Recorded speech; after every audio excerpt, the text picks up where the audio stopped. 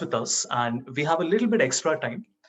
Usually, sessions that I conduct are 90 minutes or sometimes 1 hour. In fact, after your session, I have a session with SV Jain from 7:30 till 9. And I'm super delighted to have that additional 30 minutes with me because it makes a world of a difference. The pace with which I can talk and the amount of conversation I can have and the number of queries I can answer is is going to grow not just 25%, but then much more than that, right? So I'm super happy about that. But we still have a limited amount of time and there's a lot to cover. So my pace is going to be a little fast. The idea is primarily for all of you to understand and become aware of these topics, not to practice. The practice can always happen later. If you have any specific queries, which are very individual to you, you can always ask me later offline. Just ping me on LinkedIn. But then I hope you understand with a large group of students, I will not be able to answer everybody's queries. But I would still suggest for you to just put it on the chat window and I will of course keep an eye there. So whenever I see there is an interesting question which I can answer very quickly, I will do that, and that will help the others as well, right? So once again, don't be shy of asking questions. I will try my very best to answer all of them. I can't guarantee that I will have the time or the capability of answering everything, but to the best of my ability, I'll definitely try to do that. I think I am connected to quite a few of you on LinkedIn, but just a quick background. So two arms to my business. One is corporate, the other is business schools. So corporate is a combination of consulting and training. So I work with firms, including two of the big fours. I work with some investment banking firms, and I do a combination of things for them. So I consult them predominantly on Excel and Power BI. So about 70% of my work is on Power BI and Excel. So I'm more of a data analyst than a data scientist. So my data science proportion is probably only 10%. 90% of my work is in data visualization, workflow automation, business intelligence, and working with spreadsheets, right? The sort of clients that I work with are, again, it's sector agnostic. So I work with different types of clients across multiple industries. And I usually work top down. So my liaison is with CXOs. So I directly work with the CFO, the CTO, the CHROs, because these are mostly strategic projects that I'm working on. Right? In terms of college engagements, I have had various forms of engagements with quite a few of the top B schools in some form or the other. So for the last 18, 24 months, I've been doing this. So one is guest lectures like this. Then, of course, paid and free workshops. So it can be a 12-hour, 16-hour workshop. Then I have live projects all throughout the year. Last year, I had 150 students doing live projects with me. My intake for interns is very small, 3 during summers and 3 during winters, but I do a lot of live projects with me, right? Otherwise, my background is very straightforward. I have been working on Excel since 2000. I've spent 15 years properly working on Excel. I've authored 20 books. I'm a Microsoft Office master. I'm a Microsoft certified trainer, a Power BI data analyst associate. I was a 40 under 40 analytics in 2019 for my work done in Excel. And I also have 2 apps on the Excel store, something I'll be showing you later. All right. The next thing I want to do is to share an outline of what all we'll be discussing today, right? Now, there are different components to Excel. And usually when we say Excel, we talk about, oh, there is VLOOKUP and there is indirect and SUMIF and pivot. I'm not talking about that. I'm talking about a higher level of aggregation or rather segregation. So one area is formulas and functions, which all of us are aware of. This includes nearly everything that you work on. So right from the basic if that you write to a SUMIF to a pivot table, I'm clubbing together everything inside formulas and functions. Then we have VBA, which I'm sure most of you would have heard of, Visual Basic for Applications. Then we have Power Query and Power Pivot. These are power tools. And as the name suggests, it's not meant for the average user. It's meant for power users, right? So that 0.1% of Excel users. And then we have some new technologies and languages that have come in. One is TypeScript and the other is PowerFX. I'll speak about them later. In fact, there is one more thing which is web apps. So I'll talk about that as well. Right. So If anybody asks you tomorrow, okay, you attended a session with Havish, can you tell me what are the components in Excel? Don't go back and say the components are pivot table and VLOOKUP. Those are not the components. The components are all the formulas and functions for the average user. Then you have Visual Basic for application, Power Query, Power Pivot, TypeScript, Power FX, and Power Apps, which is web apps, right? All right. So we'll start with some of these examples. And like I said, we don't have the time for you to do hands-on with me. But since I've shared the file with you, I would encourage you to go back and practice on your own. And if you face any difficulty, you can always come back and speak to me, right? Okay, so we'll start with the very first one.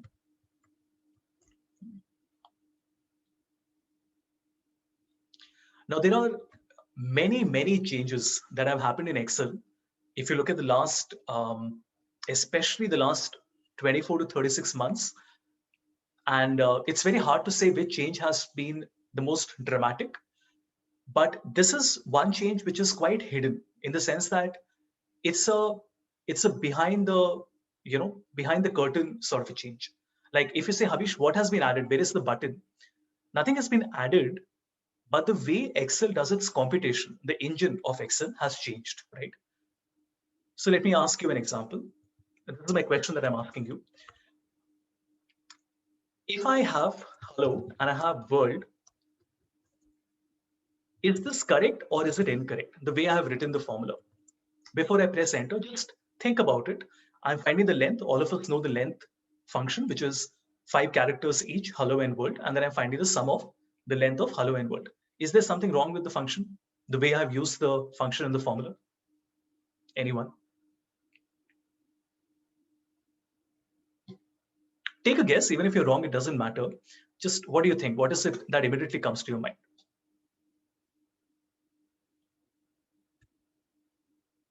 You can unmute yourself as well if you want to, or you can put it on the chat window. Okay, tell me a yes or a no. Do you think it will work or will it not work? Now, Bilal, there is no comma that needs to come here because we are selecting B2 colon B3. So I'm not really sure where you think the comma will come. There is no comma, right? Now see, logically, it should not work. And you know why? Because if you look at the length function, there is a argument here, which is an argument or a parameter. In machine learning, we call them hyperparameters. Here we are calling it a simple argument. So when we say length of text, it is only asking me, or rather giving me the permission of selecting one text value, which means I can only select B2, right? Or I can select B3. I cannot select B3 and B2 together because then that is not a text, it is a range. For example, when I say SUMIF, do you notice it doesn't say select a text, it says select a range of values. Here it is not selecting a range, it is only supposed to select a text. So what will happen when I select both of them? Would anybody like to guess? If I say length of B2 colon B3, what do you think the answer would be?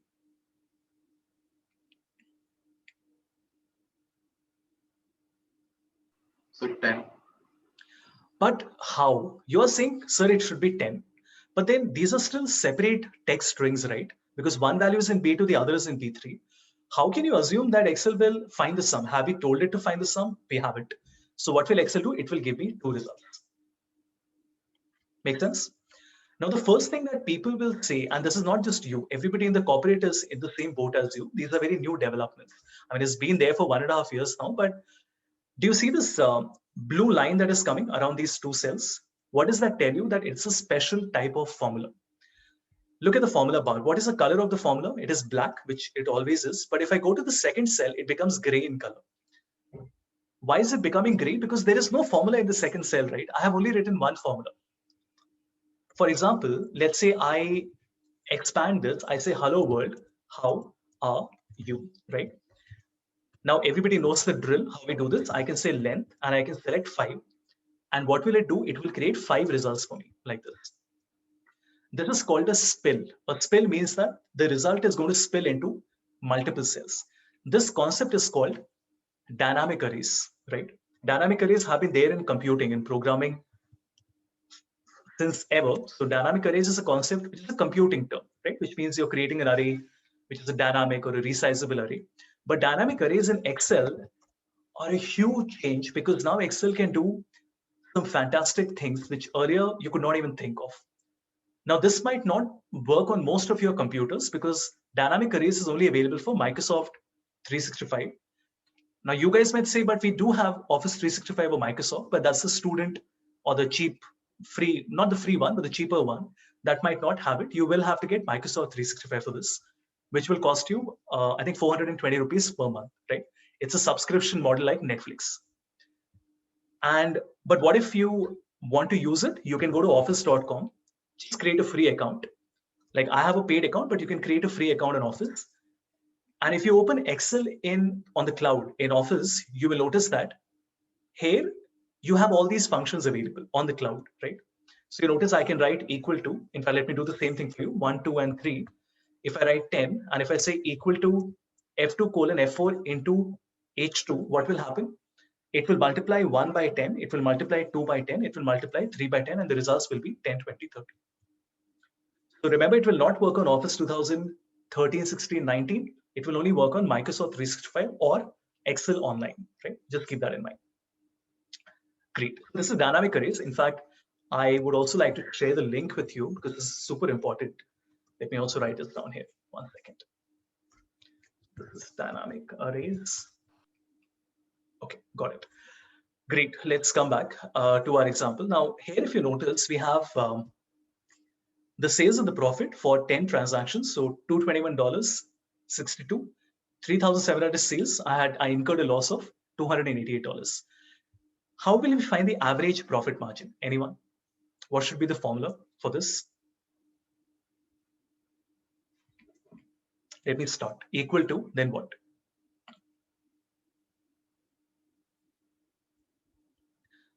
What is this going to do? If I divide my profit by my sales, when I say G3, G12 divided by F3, F12, what do you think the answer would be?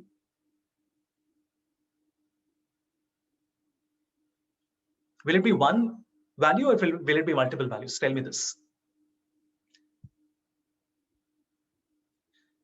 No, Shubham, not the weighted average. See, when I say G3, G12 divided by F3, F12, what that means is I'm dividing 62 by 221, 288 divided by 3709. So it will give me multiple results.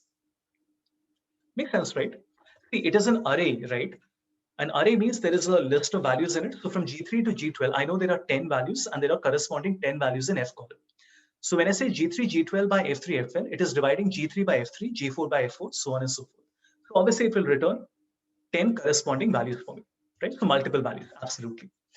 How do I find the average of all these values? I can simply say average and it will tell me the average. Make sense? Now, usually how do we do this calculation? We write equal to this divided by this. Correct me if I'm wrong. Then we copy the formula, then we come at the end and then we write average. But don't you feel that this approach is not good? This is a better approach, isn't it? Because this is one single formula that will do the entire computation for you. That is the power of dynamic arrays, which was not there earlier, which has just been added in the last couple of years. Right? Any questions so far? Anybody? We'll do one more example after this, but anything you would like to ask? Just wait for 1 minute.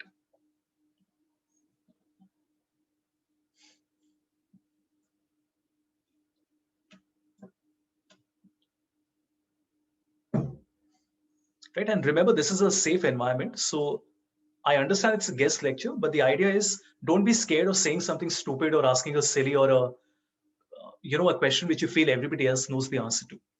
I speak to students so often and they always tell me I'm a little hesitant to ask something because I feel, what if the other 99% in the room know about it? And you know what I tell them?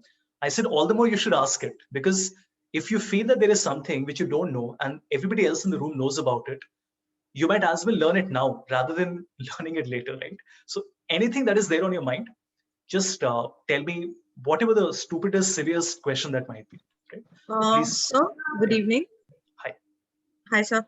Is this formula kind of a formula available on other functions like sum or subtraction or multiplication Absolutely. as well? Absolutely. Something. Absolutely. Okay. Absolutely. Dynamic arrays is not something which is meant to be used with certain functions and in certain operations. Like I said earlier, dynamic arrays is an entire change in Excel's computation, right? So the way Excel calculates in the background has completely changed now, even though you don't see it. So every function which is there in Excel can use dynamic arrays.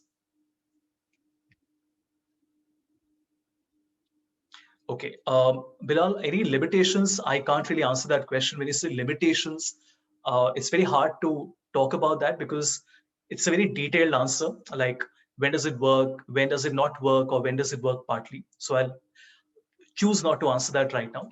Aniket, how can dynamic arrays handle spaces in an array? A space is a space. I mean, if there was a space here, right, and I said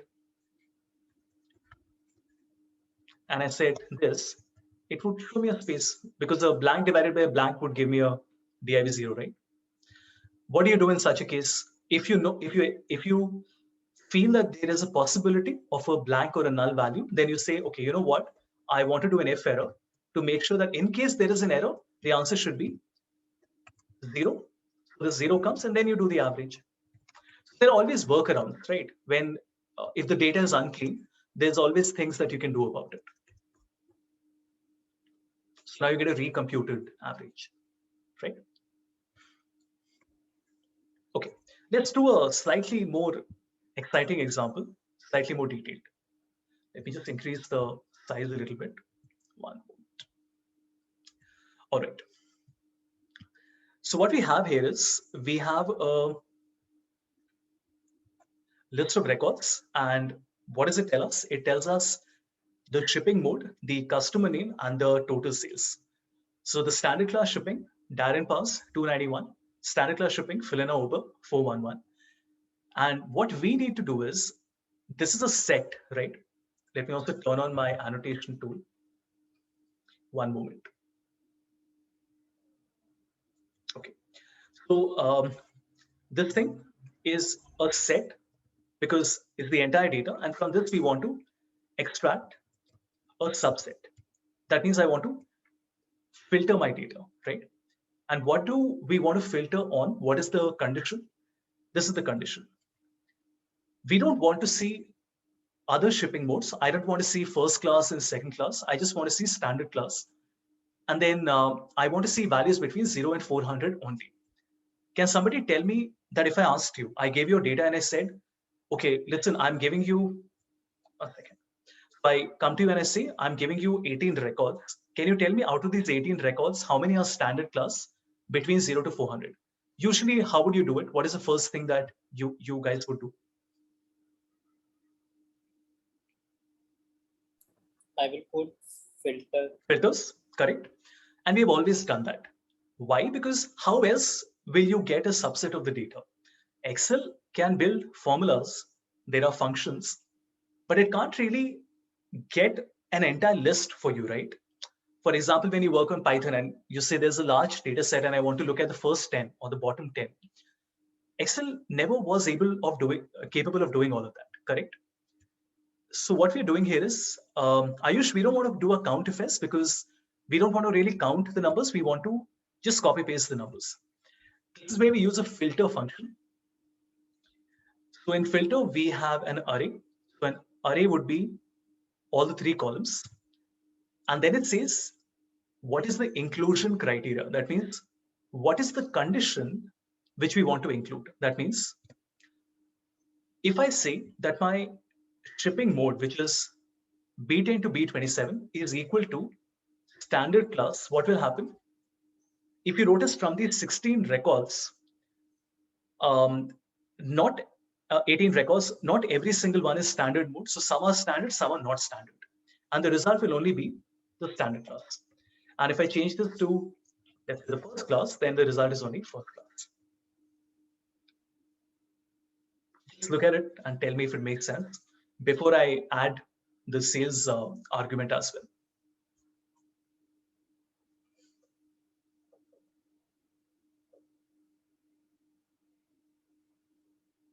Right? So what is the logic here? If I may do it once again, the logic is that when I take all the 18 transactions and I say equal to first class, can somebody tell me what will be the result when I do equal to B10 27 equal to F3. What do you think the result would be?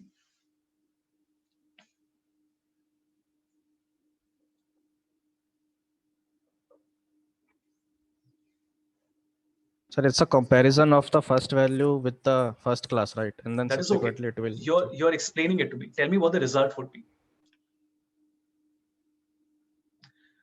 Okay, so Shubham, not just false, because you're not just looking at one value, you're looking at a bunch of values, right? So what we will have is, it will say, okay, is standard class equal to first class? No, so it's false.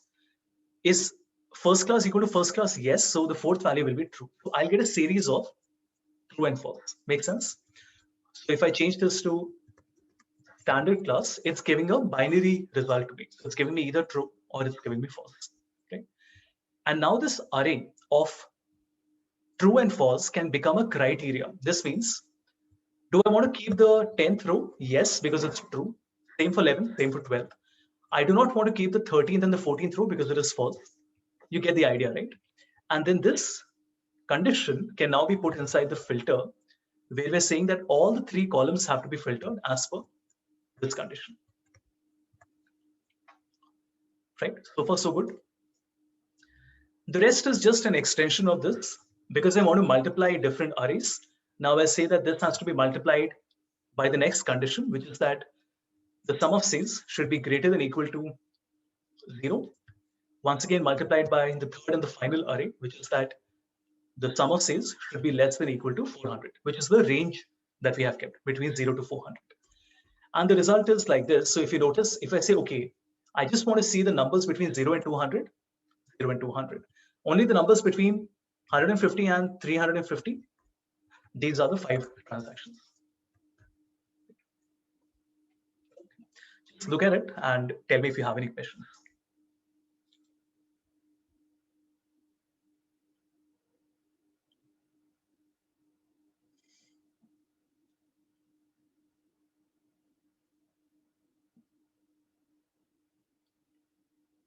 See, it is going to be difficult. When I started learning it in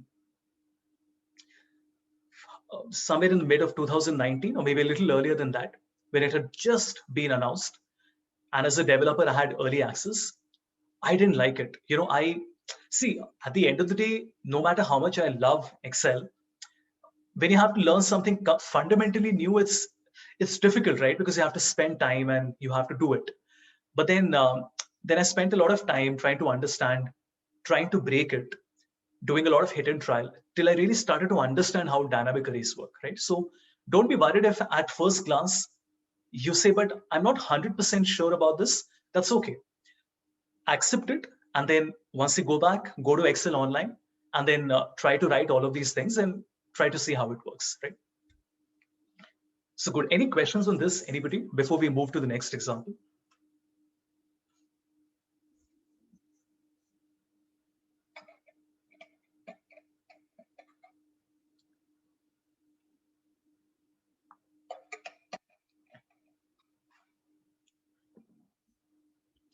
All good? All right.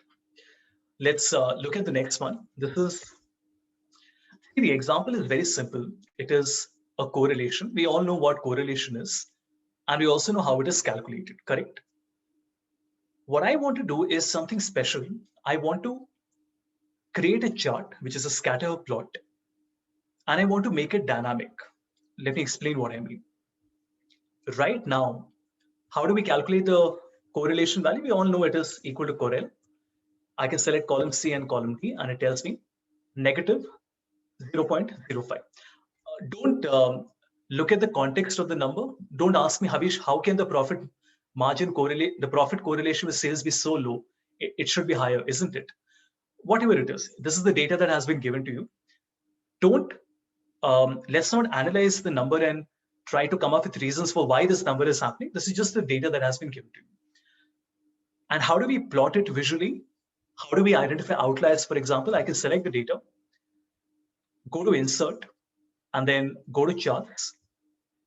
And it obviously recommends the chart, but if you want to select it manually, you go to all charts, select your XY scatter, and do not select the first one, select the second one, right? This is your scatter chart that you want.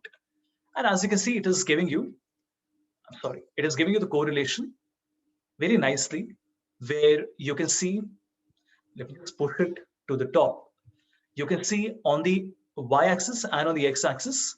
So on the x-axis, I have my sales value. On the y-axis, I have my profit value. Right? Makes sense. So far, so good, right? And as you can see, it's quite an imperfect data in the sense that it's very scattered. It's zero correlation, right? So there is almost no correlation between sales and profit, which is okay. My question is, how can I make it dynamic? Let me explain that question. If I only want to look at profit being greater than 150 and sales being greater than 800, that means what is my criteria? So this is, I'm building a scenario for the business, right? So when you say that you're doing scenario planning, this is how you do it. You give the end user an opportunity to select their own criteria. So the end user can plug in their own numbers. They can say, no, I don't want to see all the values. I just want to see what happens when sales is greater than 800 and profit is greater than 150. So I'm saying sales is 800 and then profit is 150. Okay. Can somebody tell me how will this chart change? What change do I need to make at the back end for the chart to also change?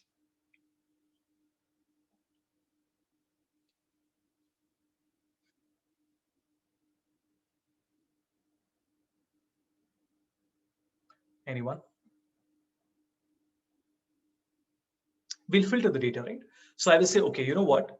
Sales has to be greater than a certain number, profit has to be greater than a certain number.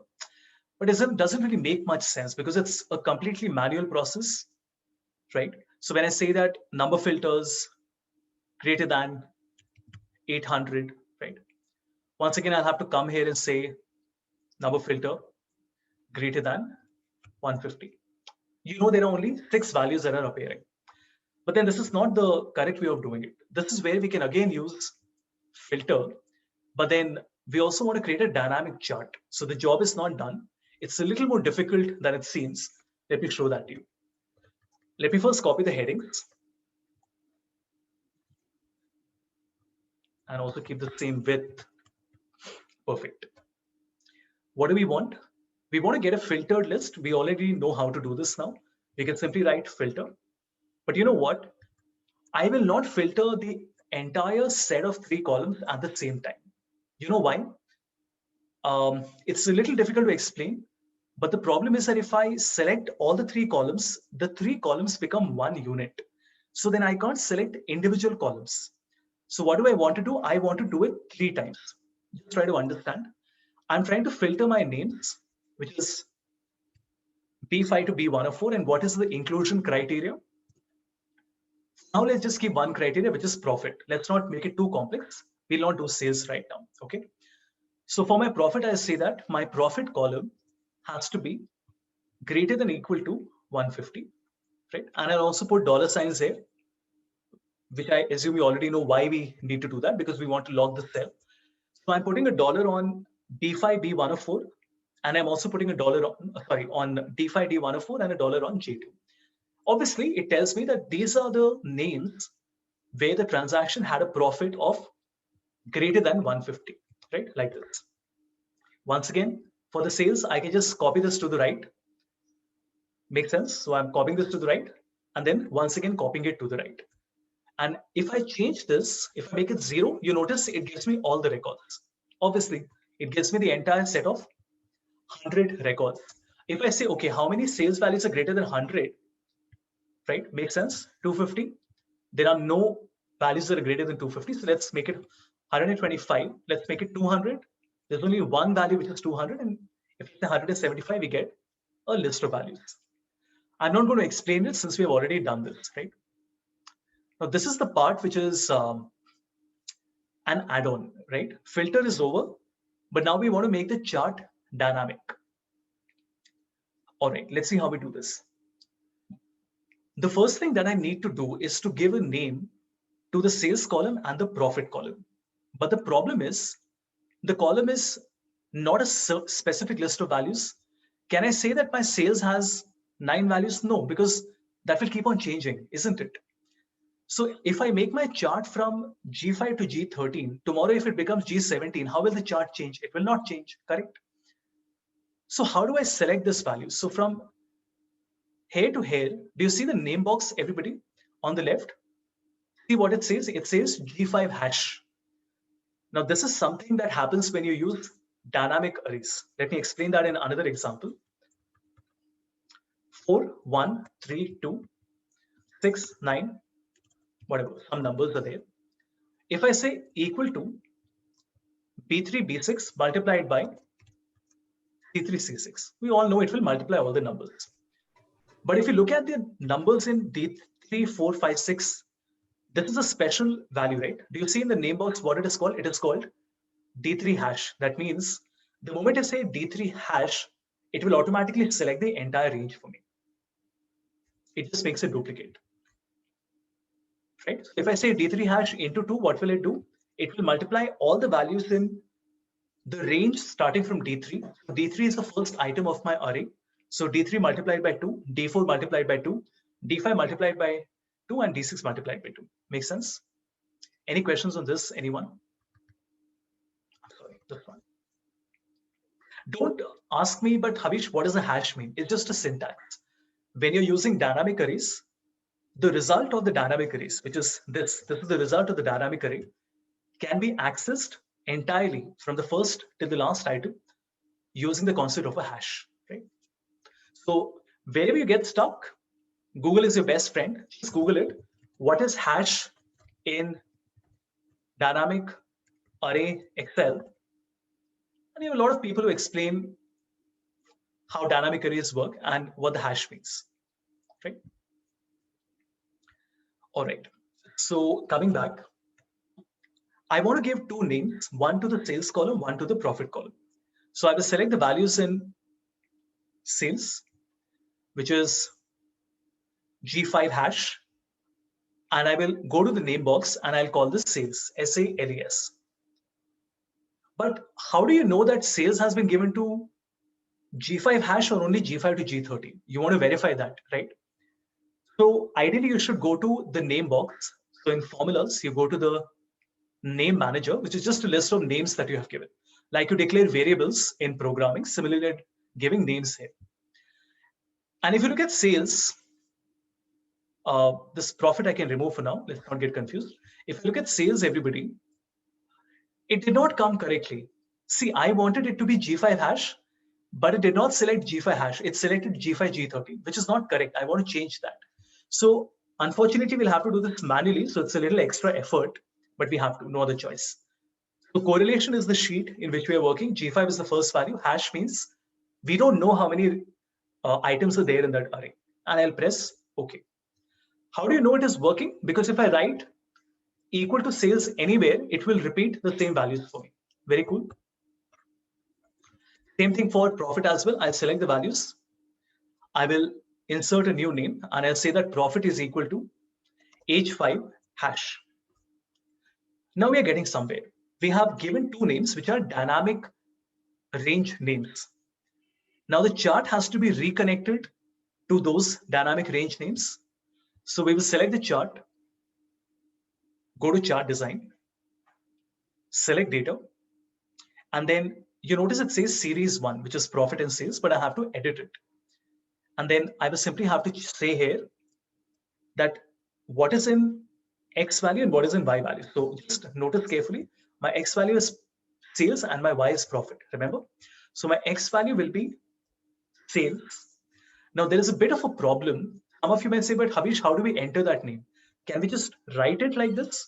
You should not. You should go to formulas, right? And then you have use in formula, right? All the other options have been disabled, but this one button is available. And X, remember, is my sales value, right? And I'm not sure why it's not allowing me to do that. Anyway, I'm just going to type it, right? Since we've already given the name, we know what it is, and this is profit. What is the difference? This has made it dynamic, and I want to show you how it works. Look how cool this is.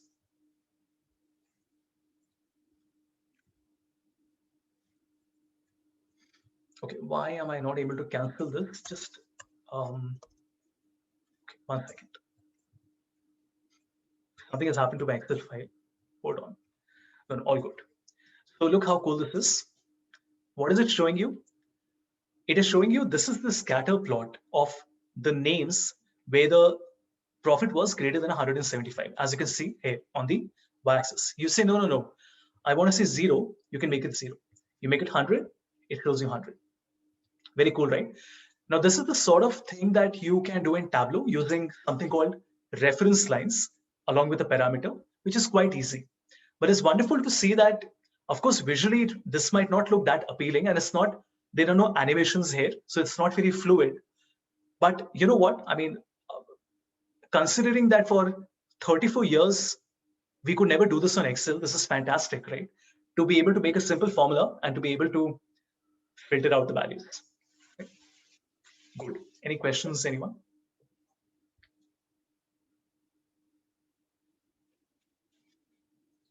Take 2 minutes, think about it. So first we did filter, then we applied range names using the concept of hash. And then on the chart, we had to change the series and reconnect it with the range name that we have applied. Like I said, it takes a few steps, but definitely worth the effort.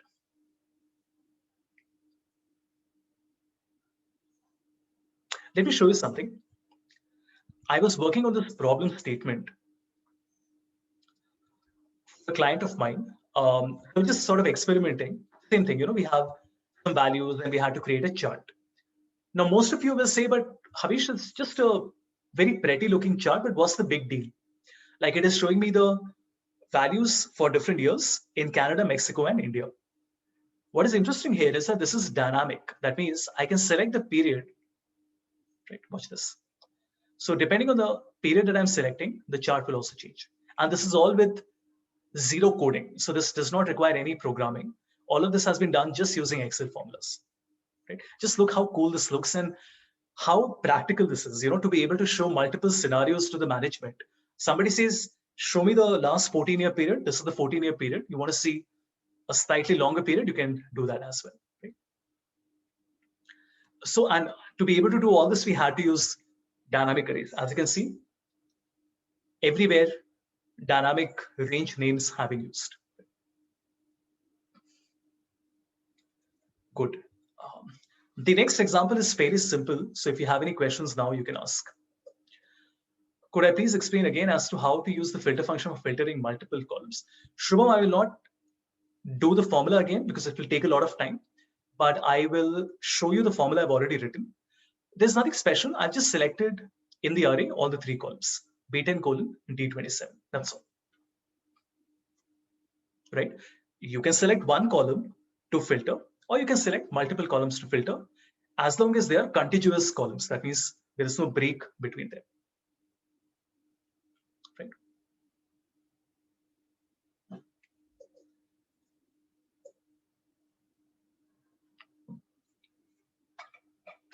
Good. Anything else? Anybody?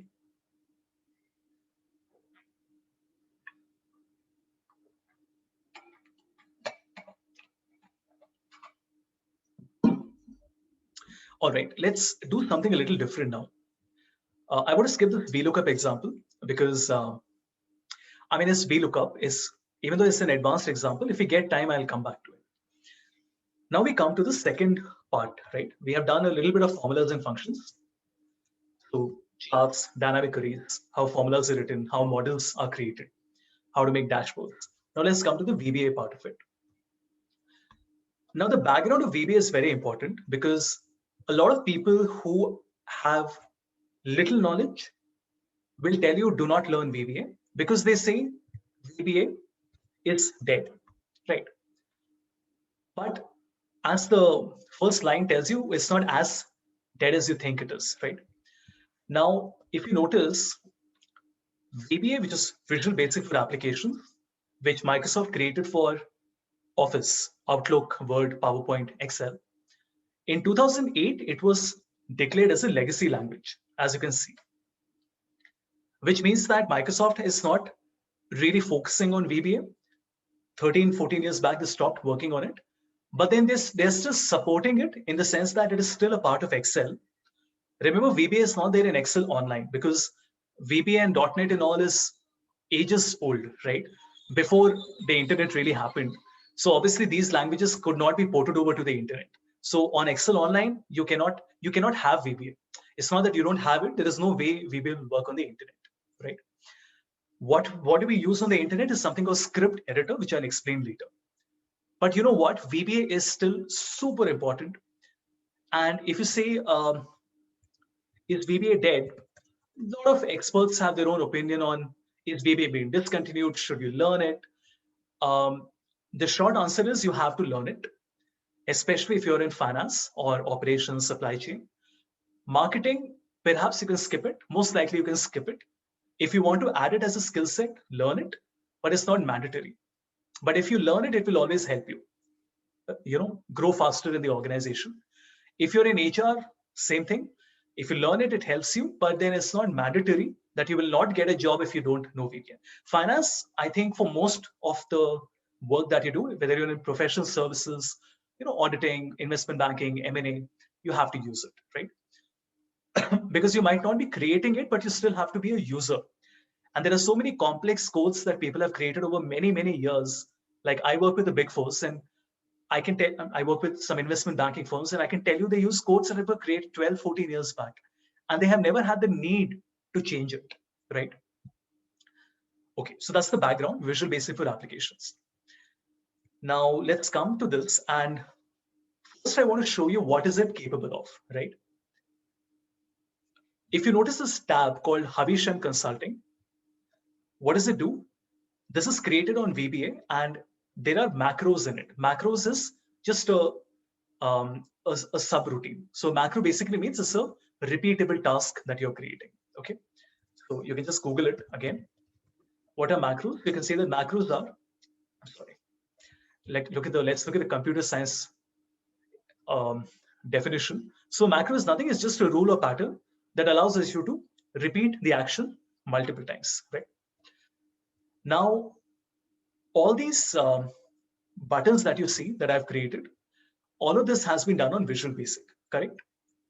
Now, some of you must be thinking, okay, but why have you done it? Like, do you not have sufficient options available on Excel that you had to create something in addition to that? What if I ask you a very simple question? How many sheets do we have right now? 1, 2, 3, 4, 5, correct? If I ask you, can you hide, okay? Or let's do it in a different way. Can you password protect all the 5 sheets? Most of you will say, of course we can. But the problem is that when I go to review and I apply a protect sheet password, I can only do it with one sheet at a time. That means I cannot select multiple sheets and protect because the option is disabled, which is very irritating, right? Because sometimes we want to put the same password on all the sheets, but it doesn't permit me to do that. As to why Microsoft has decided that a user will not have the authority to do it, I mean, your guess is as good as mine, but we know for a fact, I've proven to you that it can't be done. Let me show you what I have done. So I can select all the 5 sheets. I can go to Havisham Consulting, and then in navigation, in navigation, I have an option called protect all sheets. When I click on it, it asks me for the password. I can simply write 1, just a number. Once again, I'll write the number 1. And there is some error. I'm really sorry, everybody. Let me just try it once again.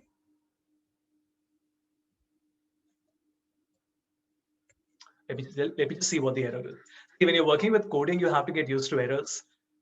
So there is no embarrassment when errors pop up. PWT1. Oh, I think it has to be a text value if I'm not mistaken. Let's try that once again. So select everything. Select everything. And then navigation, protect all sheets. I'll call it PASS. PASS. It doesn't work. That's strange. Hold on. Now I'm curious as to why it is not working. PW1 is equal to pass.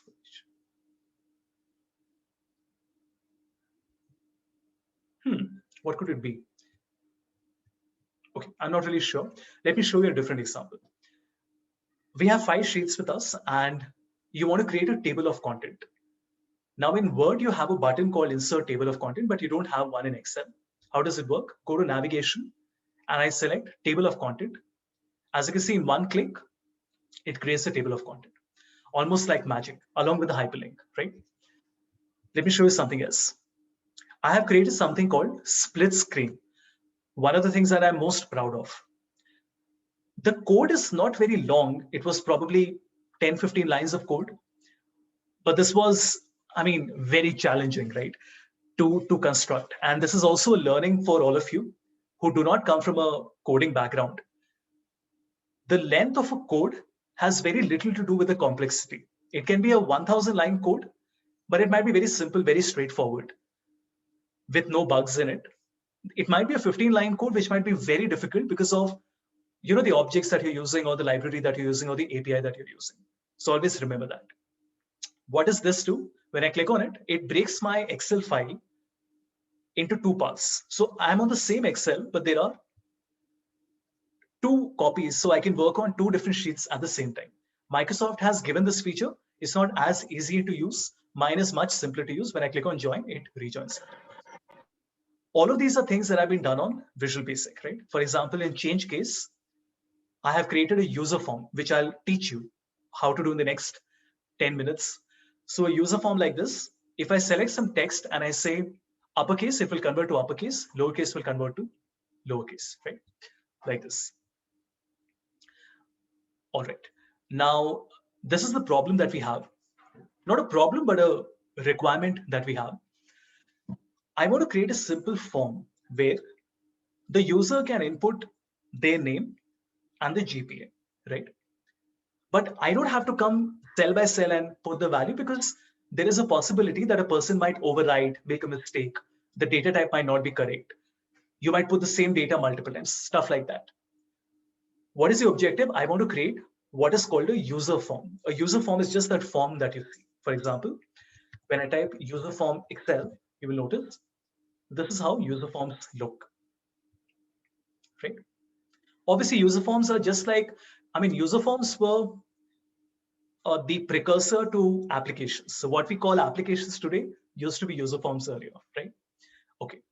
Now, again, this next 10 minutes is going to be a little fast, but the takeaway for all of you is that if you have never seen VB earlier, this is a wonderful opportunity for you to see how it works, what it is capable of, right?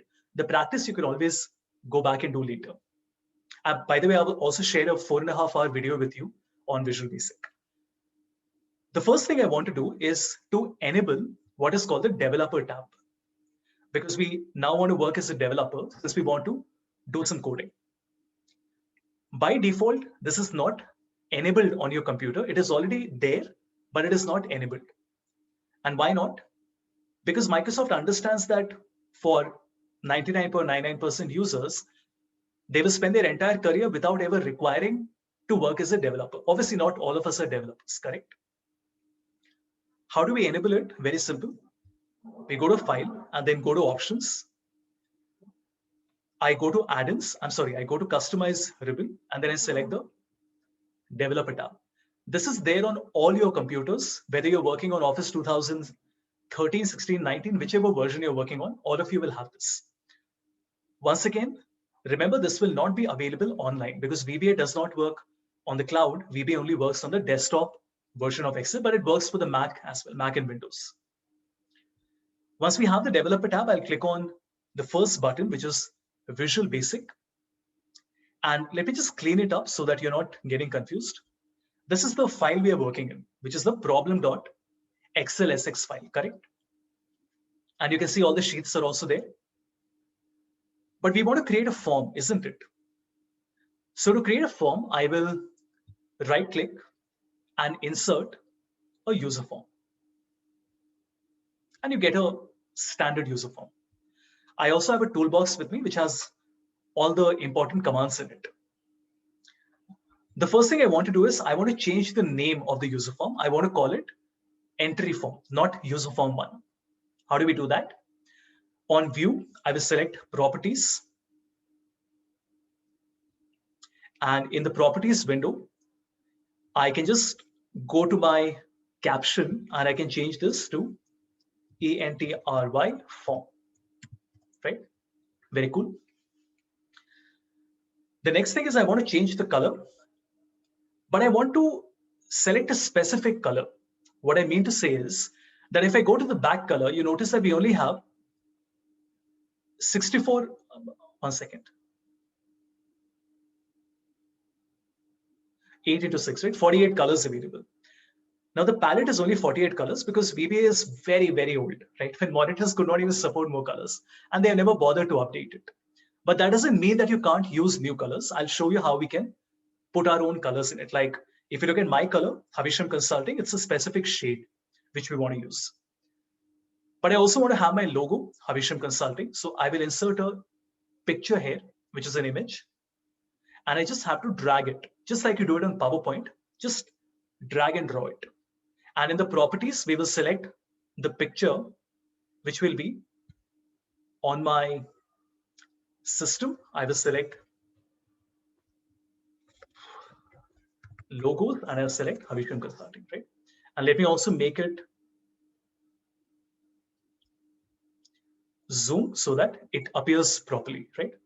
So it's not cropped from any side. Perfect. The next thing I want is I want 2 buttons where the person can input the name and the GPA.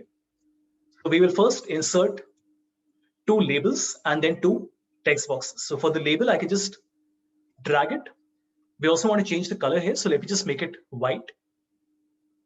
So that will be better. So we'll make it white. And now let me just copy and paste it. Control-C, Control-V, right? And what do we want to write inside this?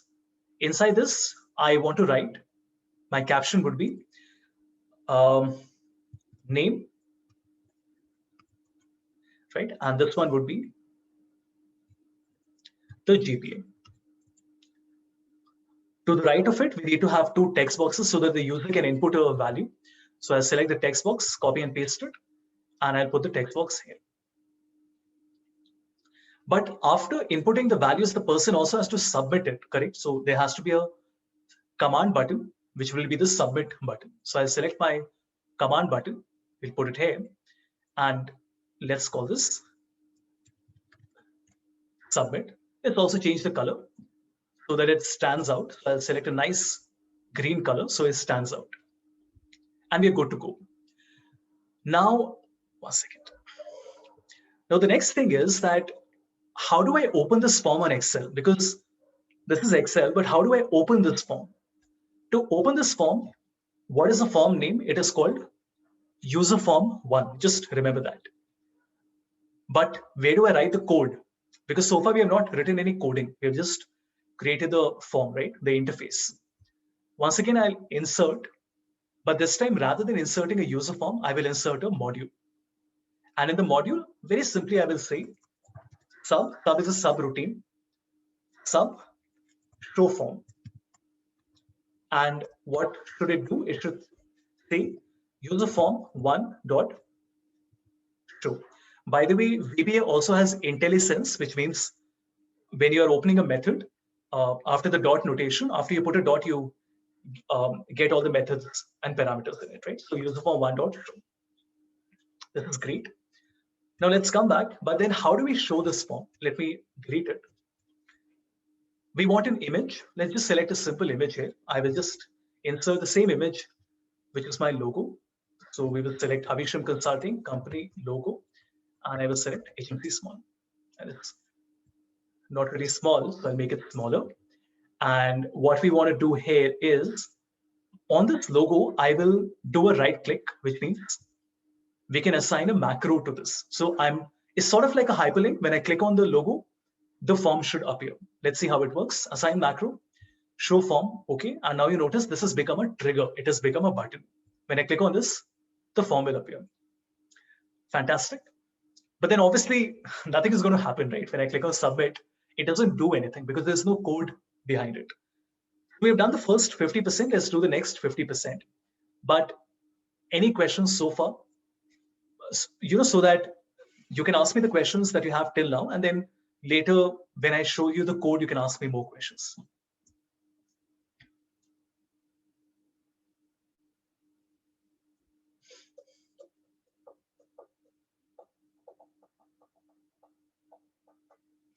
Anyone?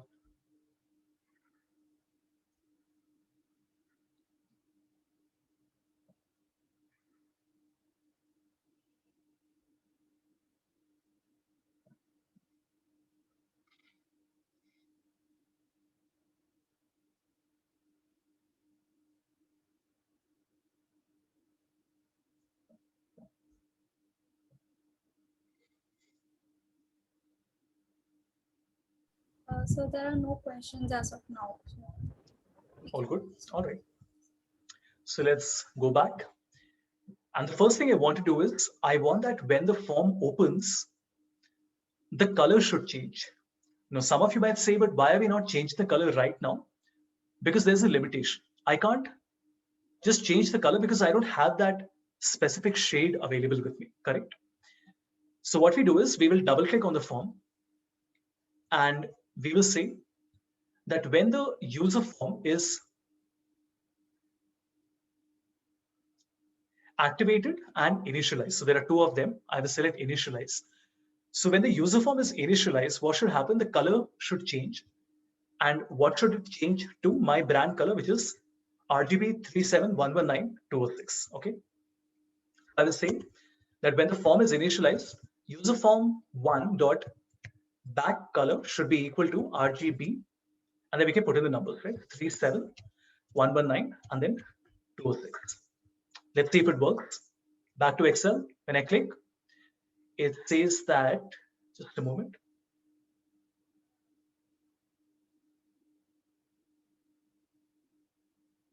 Oh, I'm sorry, I put in 2 commas there.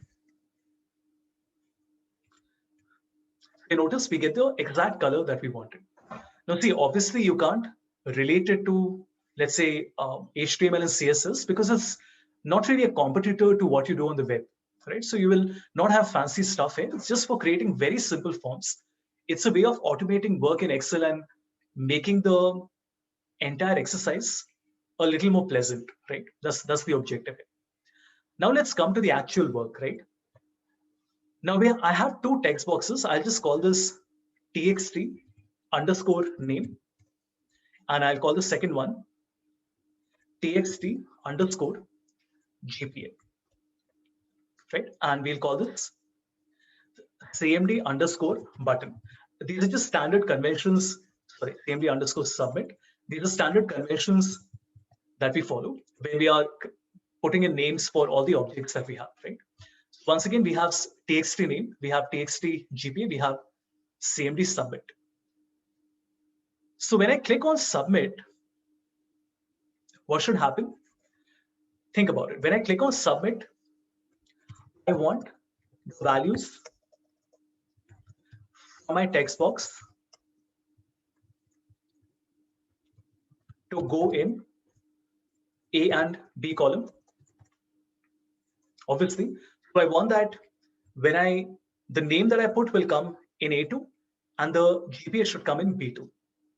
But the problem is, how do you know how many names and GPAs are already there? Because see, I can't say put the value in A2 because it will become A3 and A4 and A5. So you have to make it dynamic, correct? But you can't use dynamic formulas and stuff like that here. You can, but it's very rare that we use formulas that we use in Excel in VBA. That sort of defeats the purpose. We are going to use VBA for this.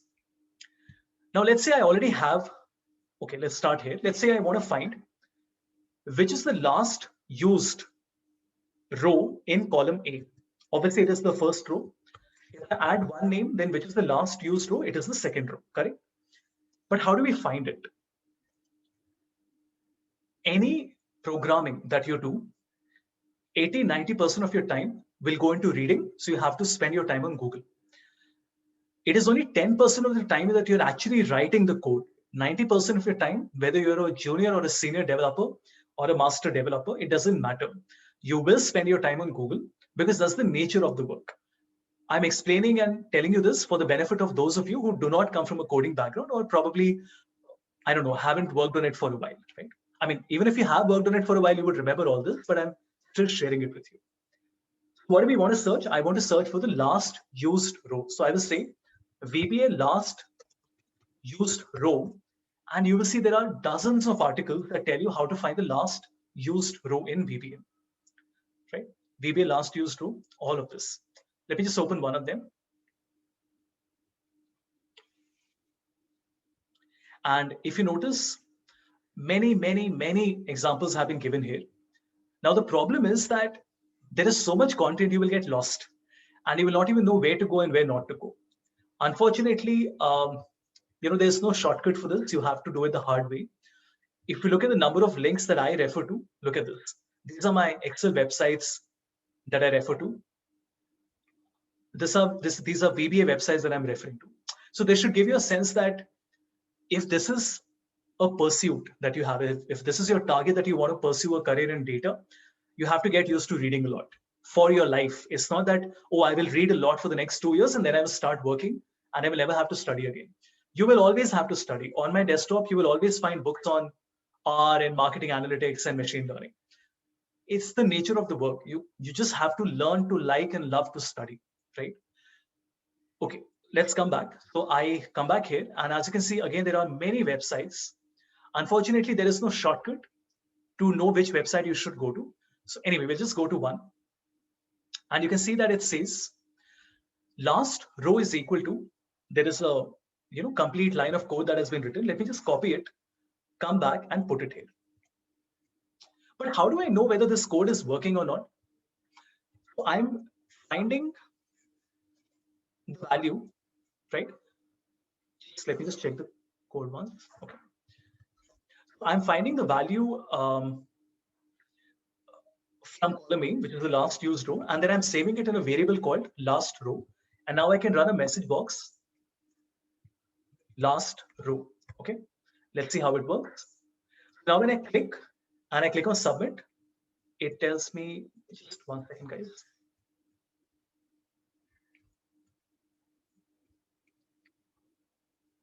See, some modification you will need to do when you're copying from the internet. You can't just blindly copy and paste. Anyway, it's giving me 1. Cool, right?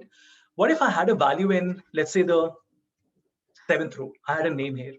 Now the last used row will be 7. Let's see if it works. It tells me 7. How cool is that? And this is how you have made it dynamic, right? Let's come back.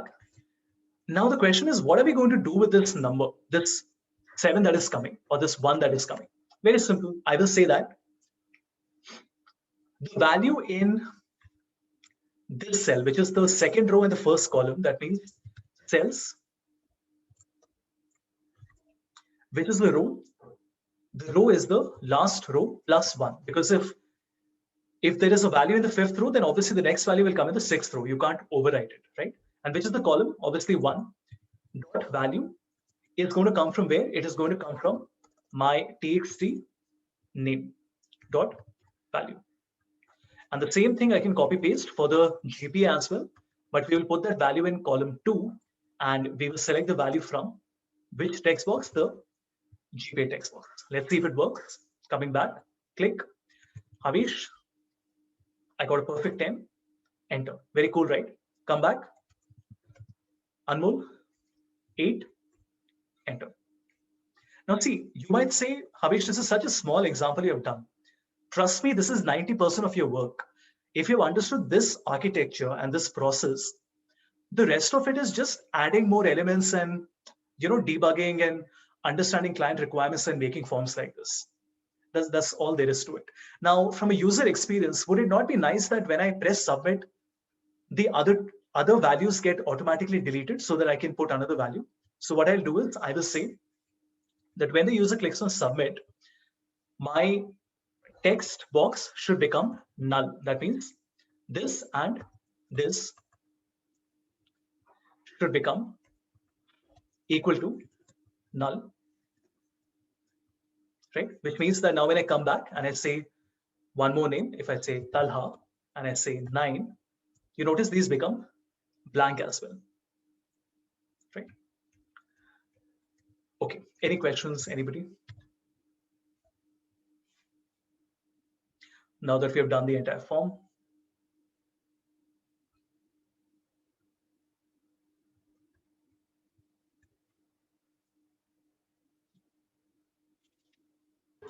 I had a doubt. Hello. So in the VBA coding part, we returned a value in that message box initially to check the code, right? Last row was last cell was the name of that variable, right? Yeah. But we didn't declare any variable previously, as it. Oh yeah, absolutely. So essentially, I mean, it's not rigid, so you do not have to declare variables. In Visual Basic, if you write option explicit at the top, right, and then you try to run it, if I say Havish and then an enter, it will give you an error saying variable not defined. But variable declaration is not mandatory. Then by default, it takes it as an integer. As a variant. So the data type will be a variant. So last row as a variant. So we say dim for declaration, so dim last row is variant. Variant is the default data type, which takes the maximum amount of bits, but it also can basically take up any form. And then otherwise you have your standard data types, right? You'll have your, date and integer and whatnot. String and other. Absolutely. Thank you. Good. Anything else? Anybody? See, it is a programming language. It's very hard to say, is it easier or more difficult? It is definitely much easier for two reasons, two very big ones. Number one, it is based on Excel. So you're not just learning random examples that you find on the internet on Kaggle. You're actually able to perform an action and you're able to see what impact it has on your spreadsheet, correct? Similarly, you can also test it out, so your debugging becomes much easier. And the object library is, the object model that you have is Excel model. You have a workbook, workbook has sheets, sheets have cells, cells have properties and methods, correct? So from your object-oriented programming perspective, this is much easier. The other advantage of VBA is that there is so much content available on the internet. You will go crazy. I mean, there are videos upon videos upon videos. So it's wonderful because you already have these solved examples. And if you get stuck anywhere, you can just go online and search for it. For example, even on Stack Overflow, you will find a lot of content related to VBA. So you have a lot of help at hand at all times, right? And the third advantage, obviously, is that this learning is not something which you might never use. Like you guys learn Python without knowing for sure whether you're even going to use it or not. Let's be honest, right? When I was a college student, an MBA student, way back in 2007, we were told, learn AI and ML, it's going to change the world. You won't get a job if you don't learn it. What BS? It did not happen, right? Of course, today things are very different compared to 12, 13 years back. But that said, Python and R is not really something, R definitely most of you will never use. I don't care if it is taught or not. R is meant for very specialized data science requirements and market research and stuff like that. Certain areas of finance. Most of you should learn Python and not R. That's one thing. The other thing is whether you use it or not, I don't know. Excel will be your bread and butter no matter where you are. So obviously it makes sense for you to learn as much of Excel as possible, right?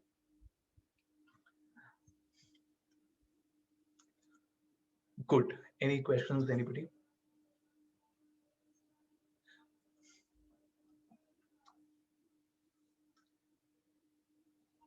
All good? All right, let me, oh, by the way, when you have saved a VBA or a macro in it, you can't save it like a normal file. You will have to save it as what is a different file extension, what is called a macro enabled workbook, the second option that you have. Just keep that in mind. Excellent. And if you're also curious that, Havish, this was a simple form, so what are the more advanced types of forms that can be created? Let me give you an example. Please look at this, everybody. Same process, which I explained to you right now, and look how this works. This is a much more detailed form, right? Like this. Obviously, there are many more elements. There are some conditional rules in it and stuff like that, right?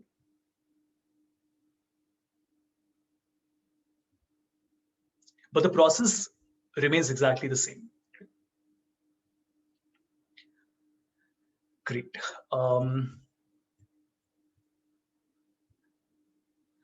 Okay, unhandled exception has occurred. That's all right. I do want to save it. Let's come back. We don't need this. Great. So we've done formulas, functions. We've done VBA. I will now do something, a little more fun before we come back to Power Query, Power Pivot, which is also very interesting, but it's a little technical. I want to show you how web apps work, right?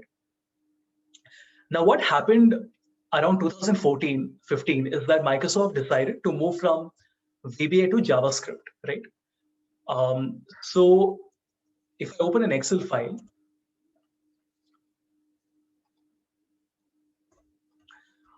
in a way, you can think of Excel as a platform where you can have applications. What I mean to say is that my spreadsheet is not like a web page, so it can't act like a web page. Make sense? But I can add applications on top of it in the form of a web page. I know it sounds very complicated. Let me give you an example so that you understand.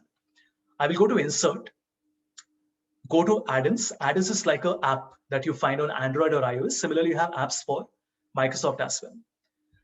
And the first I want to show is my own app. I have 2 apps on the store. There are only 500 odd apps available on the Microsoft Store internationally. So imagine Excel is used by nearly 1 billion people, and there are only 500 apps available, and I have 2 apps available, which I published last month, right? Very simple apps. One of them is called Stopwatch for Excel. Let me show you what it does. I click on Add. And what it does is it opens a browser. Okay, listen carefully. This stopwatch that you see, everybody, is essentially a web page, what you're seeing on the screen, which is running on top of Excel. Now, how do I prove to you that it is a web page? How does any web page work? When you right click, you have an inspect option, correct?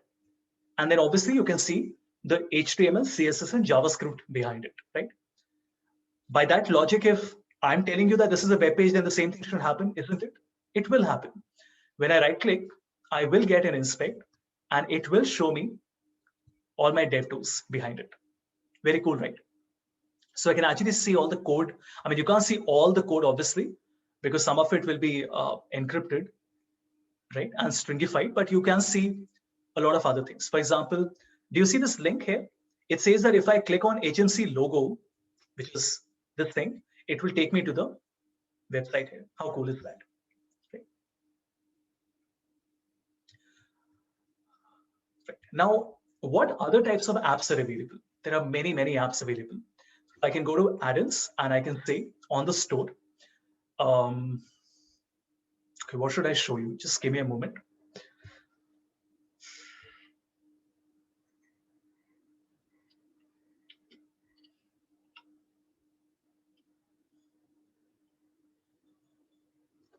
Can't really think of anything. Okay, let me show you the people graph. Right, everyone? It's called the people graph. What it does is, it allows you to create a very nice chart using CSS and HTML inside Excel. For example, if I have 3 names, H, A, T, and I have 10, 30, and 20, I can just click. I can go to data. I can select my data, which is these 6 cells, create, and you get a chart. How cool is that? And then you can also modify it, and you have many, many options that are available. And how is all of this possible? This is not working on VBA, right? All of this is working on HTML and CSS and JavaScript, obviously. Cool. Any questions so far? Anyone? And obviously, these apps will work on the cloud as well. So this will work on Excel Online. So if people ask you, why is VBA not the tool for the future? One is it has many, many limitations. Also, it can't work on the internet, which basically makes it almost useless, right? If it can't work on the internet. Web apps can work on the desktop. It can work on the cloud as well.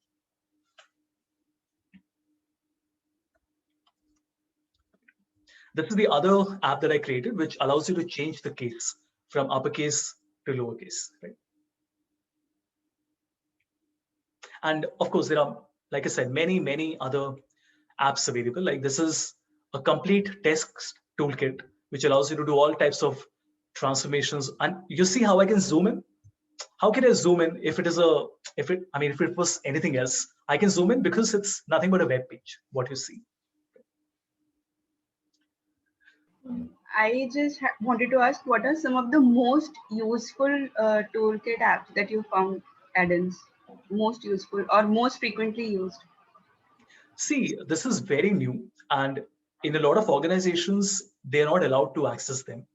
So I can't really answer that question either from personal experience or from others' experiences, because most people don't know that there is a store, even if they can access it, let alone using it. One that I strongly urge you to use is the formula editor, which basically makes it easier to write longer complex formulas. Right? So you have indentation, different types of formatting. So this is one that I recommend, the formula editor. The other one is the text toolkit. The stopwatch, I feel, is super important, because when you're working, it's always handy to know how much time you're spending on a task. And it's very difficult to have a phone next to you and click on it, because we always click and then we forget, right? It happens to all of us. We think we will note and then we forget. But if the stopwatch is right there inside the Excel, it's much simpler to have a look at it. Otherwise, you can have a look, and every day more and more things are being added. And you will also see other firms adding their apps. So SAP has already added SAP Analytics, right? Which is going to make it so much easier, because I don't have to download the data from SAP and then import it on Excel. I can directly import the data on Excel. Right? Then Power Apps has been added, which I will introduce to you today. Right? So Power Apps is essentially, anyway, it's very difficult to describe it. Let me do it later when I speak about this exclusively. Right? Okay. Let's also talk about, we have done formulas, functions, VBA, TypeScript. Then we also have PowerFX and Web Apps.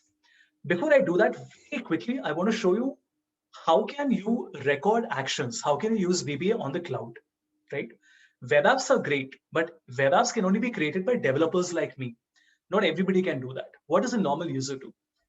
So I'm going to go to Office Online. Now, everyone, I have a business account. You will not see this option on Office Online, even if you have a paid account, because this feature is currently only available to business users, right? For which you need to have a business domain. But the button is called Automate, right? Which is just, think of this like your VBA alternative for the cloud, Automate. I'm going to open a new sheet so that I can show you how it works. Automate uses TypeScript, right? So TypeScript is a language. TypeScript is a language that is based on JavaScript, and it is created and supported by Microsoft. So it's a programming language developed and maintained by Microsoft. Syntactically, completely the same as JavaScript. It has some performance, not performance, but overall enhancements to it, right? And this is what Microsoft is using. So this record action will be TypeScript. It's called the script editor. How does it work? I click on it and it says recording. That means every action I perform will be recorded. So if I write hello world, I select them, make it bold, then I write 1 and 2, and then I say equal to sum of this. Make sense? And let me also change the color here. I'm changing the color to a specific shade, whatever shade it is, like this. And after doing everything, I can go to my Automate tab, and this is the recording. I can stop it. What will happen is that my entire list of actions will be saved as a process, as a subroutine. So if I delete everything and I want to repeat these actions in the future, let me just do it and show it to you. So if I delete everything and I want to repeat the actions, I can just click on run, and instantaneously the actions will be run. How cool is that? VBA also has a recorder. So in Excel, we have developer record macro, but this uses Visual Basic. What you have on the internet is just an equivalent to record, but this uses script editor. And if you look at the code, of course, you may not understand all of it, but it's not rocket science. You will at least understand bits and pieces. Let me hide my bookmarks bar. How should I show it to you? Let me just zoom in 1 second. Right. The first thing we are doing is we are running a function to select my workbook, which is my Excel script workbook. We use let in TypeScript. So we say my active worksheet has to be in a variable called selected sheet. In VBA, it is not required to do this because if you're working on the active sheet, you don't need to, but in TypeScript, you have to. Then these are comments in green with a double slash. Obviously, you selected A1 to B3. So I said selected sheet get range A1 to B3. Formulas, I wrote hello and I wrote world. Then I also wrote 1 and 2. This is called folding. That means, remember, I first wrote hello and then world and then 1 and then 2. But it is not written 4 lines of code for me. It is only written one single line of code. This is the advantage of folding. We also have folding in SQL, what we call query folding. This is folding. That means multiple lines of code have been folded together into a single line. So you notice A1 to B3, my values and my formula have all come together. Very cool, right? And if you look at these characters and all, if you work on Python, you know what these things are, right? So same concept of lists and tuples and stuff like that. And then what else? Yeah, so then we made it bold, which is very simple. Get format, get font, set bold, we turned it to true. And then we also went to B3 and we applied this color. This is not the RGB value. This is the hex code that we have put in, right? Yeah, so overall, I hope you got a perspective of what this is. Any questions, anyone? Hello. Hello. I can hear you. Tell me. Yeah. Havish, once I tried recording the macro, and is there any way that we have to repeat the functions to do this? Suppose we are doing a transform. I forgot the word. We have to change the direction. Transpose. Yeah, we have to do the transpose, and we have to repeat that because suppose everything is written in the column format. That is manual. You can't record it. See, recording is literally every single action you perform is recorded. For example, when I go from sheet 1 to sheet 2, it will record it. When I increase the zoom level of my sheet, it will record it. Listen to me. If I put a value in A1, it will record it. If I delete the value, it will record it once again. So there'll be 2 steps. It will not cancel the step.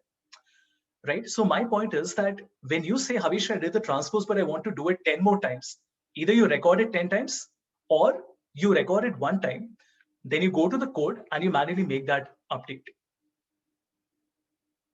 Like, what do you do? Like, then I created a shortcut and did it for 10 times. That happened.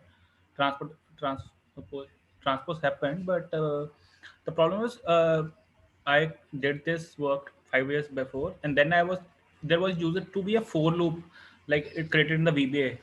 So it does it automatically. Record macro will never create a for loop. A recording macro, if you do something 10 times, the same action 10 times, it will record it 10 different lines of code. The for loop, if it was there, has to be which you have put manually.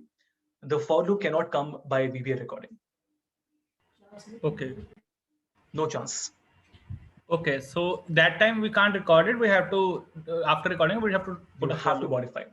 So usually, and for everybody, see, let's be honest and let's be practical. Do we all write codes as I'm a VBA developer? As a VBA expert, no, I don't write all the codes. Nobody does. Do we record everything? Of course not. It's always a hybrid. There is something that we record. There is something that we modify. There is something that we copy from the internet. The ability to understand what combination of these 3 things you need to use is what makes a good developer for every language, whether you're in Python or R or whatever it is. The thing with Python and let's say machine learning is that you also need to have a lot of conceptual knowledge, academic knowledge. What is machine learning? What is a hyperplane and what is a hyperparameter and what is tuning and what is KD? In Excel, we already know Excel. So Excel is not a mysterious thing. We already know how it works. We already know what we want. So it's much easier. That's why I said learning coding using VBA, I feel is a wonderful starting point because it's so useful for you from your career perspective. There is a lot of help available on the internet because it's been there for 34 years, more than that. And then obviously, it's easier because you are able to relate to what is happening, right? Okay, great. So let's quickly look at Power Apps. Now, I'm sure that all of you know of RPA, which is Robotic Process and Automation. So there are top firms in RPA. So we have Automation Anywhere, Blue Prism, and UiPath. UiPath, I believe, just came up with an IPO, if I'm not mistaken. Yeah, UiPath just came up with an IPO, and it raised, $1.5 billion. So obviously the market is very strong, and nearly everybody is working on RPA. So we have many tools available. Microsoft has its own tool called Power Automate, right? Which is both a desktop tool and it's on the cloud. And IBM has their own tool, and it is expected that a lot of consolidation will happen in this space in the future. And then we have something called Power Apps. Now, Power Apps essentially is a way of creating apps, which is applications with low code. It's not zero coding, which means that you still have to code a little bit, but it's minimal coding. That's why we call it low code. And it uses something called PowerFX. And let me open the website to show you what PowerFX is. This is all very new, as you can see. The article is just from 2nd March. Look at this year, right? So about 2.5 months back. So PowerFX is a open source programming tool, all right? And what Microsoft says is that even though C# and TypeScript and all is being used, they want to bring PowerFX to everybody because it is a low code world. A lot of people want to do programming with minimal effort, right? And this is obviously open source, so people around the world can work on it. And this is the big one. PowerFX is based on Microsoft Excel. So if you know how Excel works, you will not immediately know how Power Apps work, but it will help you. And of course, the things that you do on Excel, the same logic, concept, operators, methods can be used in PowerFX as well. And we are obviously using it on the Power Apps canvas, but it will also work on something we called CDS earlier, Common Data Service. Now it's called Microsoft Dataverse, Power Automate, Power Virtual Agents, and many other Microsoft tools. But it's a Microsoft language predominantly. And you can see how Power Apps, I'll give you an example. Wait. I'm not sure if Power Apps is free or not. I believe Power Apps is also available only to a business account. But you know what? That should not be an excuse that, oh, this was not available to me, that's why I did not learn it. Who's stopping you from learning it? You can still learn it. No, you can still go to YouTube and learn how it works, even if you can't practice it. Anyway, I'm using my business account. I want to give you an example. So I'll go to all templates and let me select a help desk template, right? And create it. As you can see, the entire app has been created for me automatically. How beautiful is that? So I don't really have to learn Android Studio or Swift and create an iOS or an Android app. In just a few clicks, it already has created an app for me, and I can customize it how much so ever I want. So if you notice, the entire app has been created like this. And do you see this formula bar? This is PowerFX, everybody. So all of this that you see, right? RGBA value, this is all PowerFX, right? So let me come to, okay, look at this. So this is your login button. So this is a button, right? Something you can click on. Remember, we created the submit button on VBA. Similarly, now we have this button that you're creating. And on the right side, you have different properties. Let me also show you the submit one. Hold on.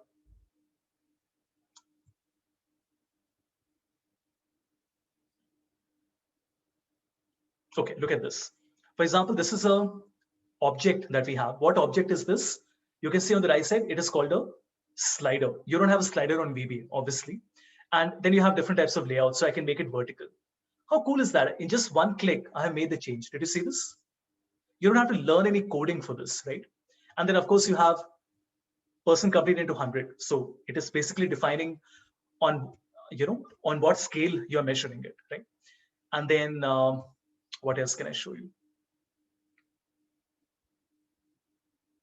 Okay, so let me run it. Let me click on help desk and let me add a value, right? Now, if you look at create ticket, okay, look at this. Do you see the create button is not enabled? Now the question is, can we do it in VBA? Sort of. You can enable disable buttons, but it's not easy and it's not as flexible. But how do I make sure that this is disabled?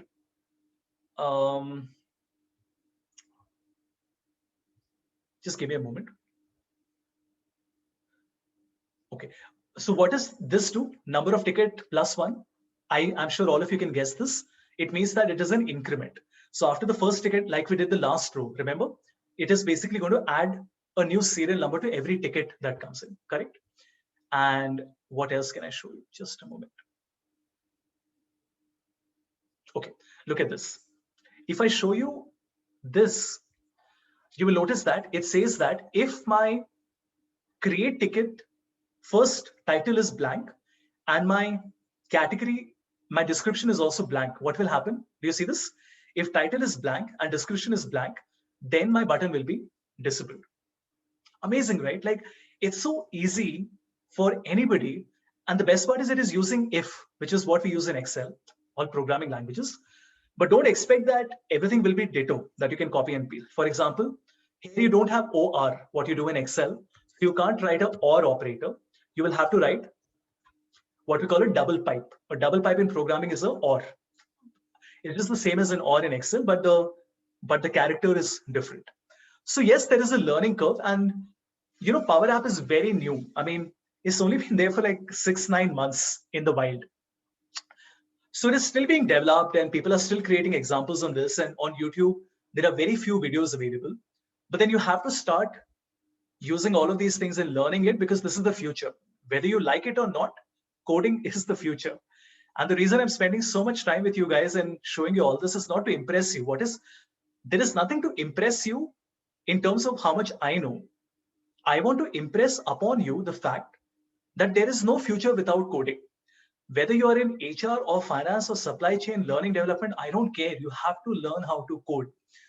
The question is not should I or shouldn't I? The question is how should I and how much should I learn and what should I learn? Right? Yeah. Any questions, anybody? Then I'll do the final example on Power Query and Power Pivot.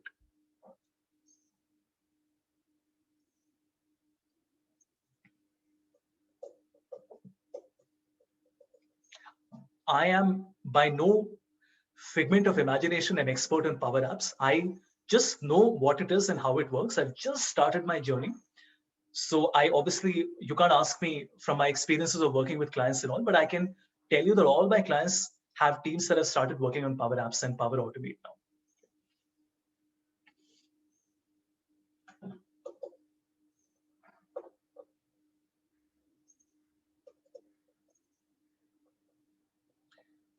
Right. So there are no questions as of now. We can proceed.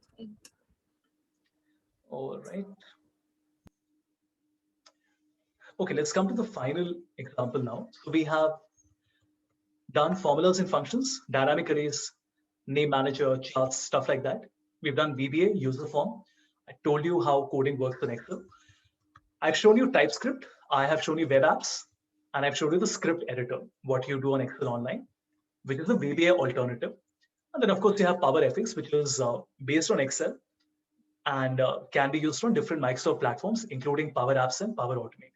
PowerFX has nothing to do with the Excel as such, but it is based on Excel. That's why I have listed it here. The last two things I want to show you is Power Query and Power Pivot. Right? So this is the problem statement. I have 3 years of data with me. So we have 2013, 14, and 15. And this is sales data that has come from SAP. So as you can see, nothing special.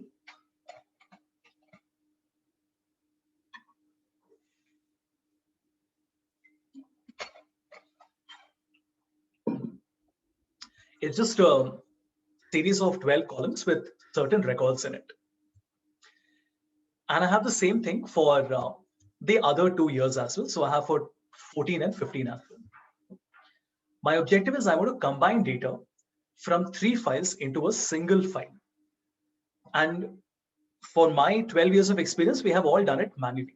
People like me in the last 5-6 years have learned how to do it using VBA, but that's very difficult and not the best way to do it. But otherwise, we all do it manually. What else can you do, right? What I want to show you now is Power Query, okay? Power Query is inbuilt in Excel after Excel 2016, right? So it is available on 16 and 19. Remember, Dynamic arrays are not available on 16 and 19, but Power Query is available, right? Developer is available. Developer tab is available on all versions of Excel, right? So I go to data, and this group that you see, this is Power Query, right? It is called Get and Transform Data. But if you click on Get Data, you will see that it is called the Power Query Editor. Let's see how it works. What is the objective? I want to combine my data from 3 files into a single file. So we go to Get Data, From File, and From Folder. At the same time, also observe the other types of data sets you can connect to. So I can connect to SQL Server, IBM Server, many other types of servers, even SAP. I can connect to Microsoft Cloud, so Azure. I can connect directly to Power BI. I can connect to other types of online services, including Salesforce. And there are some random sources here. For example, big data, ODBC connections, and so on and so forth. But for now, we want to go to File and select a folder. And this folder is on my desktop, May 23rd, Files and Sales and Old. Remember, this is the folder that has 3 years of sales in it. I click on Open, and it confirms that there are 3 files in that folder. I click on Combine and Transform. I just have to click on a few buttons. And the final step is, after selecting the folder and the files, I have to select the sheet. Obviously, folder, files, sheet. And you know what will happen? A new window will open up. This window is called the Power Query Editor, what you can see in the top left corner. And this is giving you a data set which has a column called source.name. And when I open this, you can see that we have 13, 14, 15. No formulas, no copy paste. In just a few clicks, I have managed to take the data from multiple files and append it one below the other. How cool is that? But the coolness, the cool factor doesn't end there. If I close it, obviously the data comes back to Excel. So I have 13, 14, 15, as all of you can see. But in the future, if I have 2016 that I'm adding, all I have to do is to right click and refresh. And in one click, instantaneously, 2016 will also get added. So you have created a type of an automation. It's not an exact automation, but a type of an automation that you have done, right? So let me go back to the query. Right? So this is how Power Query works. Power Query does not use Excel formulas. It does not use PowerFX. It uses a different language called M, just the letter M, which looks like this. Just a minute. So M looks like this, right? It has some similarity with certain programming languages and even with Excel, but it's its own thing. You have to learn it separately and independently. Okay, good. Any questions, anyone?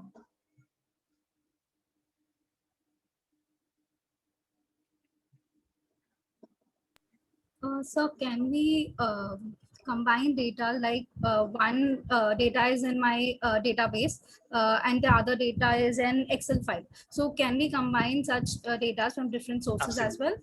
Absolutely. You can't do that in Power Query though. I mean, you can, but in Power Query, you will have to do a merge similar to SQL. But if I use Power Pivot, which I want to show you, but first let me give you the context. Why do we need Power Pivot? Now I have the data for 4 years, which is fantastic. But if you notice, I only have the customer ID. We do not have the customer name. We have some 10,000 records, but we only have the customer ID. We do not have the customer name. And why not? Because that mapping has been given in a different Excel, which has a list of all the customer IDs and all the customer names. Makes sense? So there are 793 customers that we have. This is what we want. We have now another file which has to be connected. So I will again go back to data, get data, and then this time we only want to select a single workbook. We will select our ID and name, go to import, select the sheet and transform data. And you notice that the heading is not correct. It says column 1 and column 2. It should say CID and name. So I will click on first row as header so that the first row becomes the header. And then finally, you notice that the name is not correct. It is parsed, comma, Darren, but it should be Darren parse, correct? How do you fix this? In Excel, you will have to write long, complicated formulas, correct? In Power Query, it's very simple because all you have to do is go to add column and click on column from examples. This is almost like magic. So I click on column from examples and it says, Havish, enter some sample values to create a new column.